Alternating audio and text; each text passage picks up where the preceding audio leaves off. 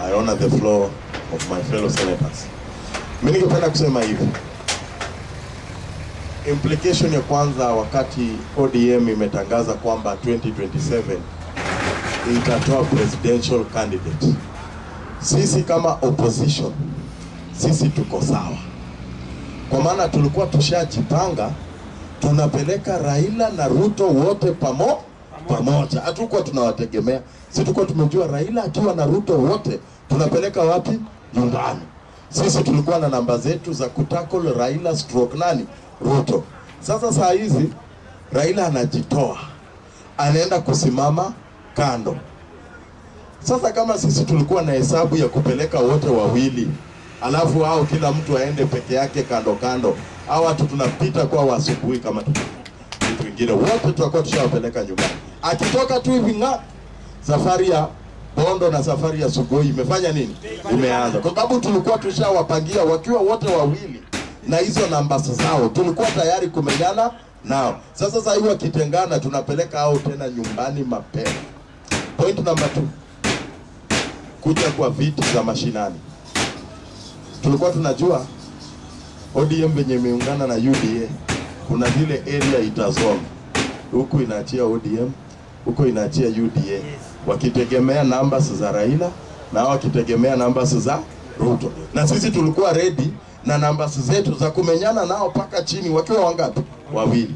Sasa saa hii umetoa kura za Raila kwa Ruto, na za Ruto umetoa tena kwa watu wa ODM hapa chini. Hawa watu wote paka huku mashinani tutawaogesha asubuhi na mapema.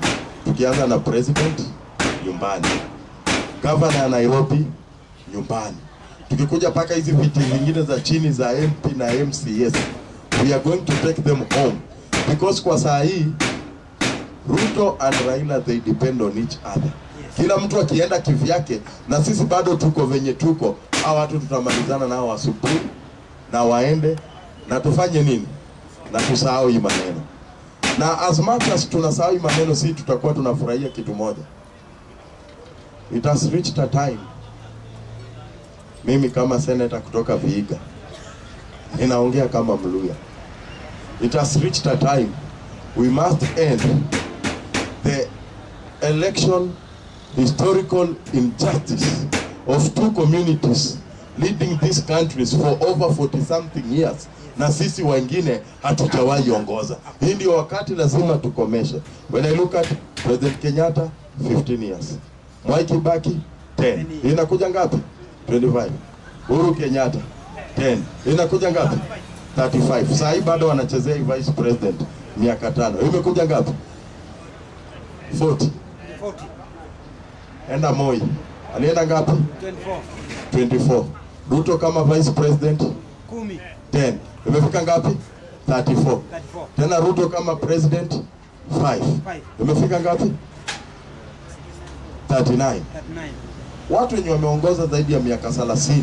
This is the time our watu kitengana, we want to end the election historical injustice of two communities leading this country for over 30 years while others bado wako. As nikikuja upande wa how might the decision affect the opposition chances of unseating the current government,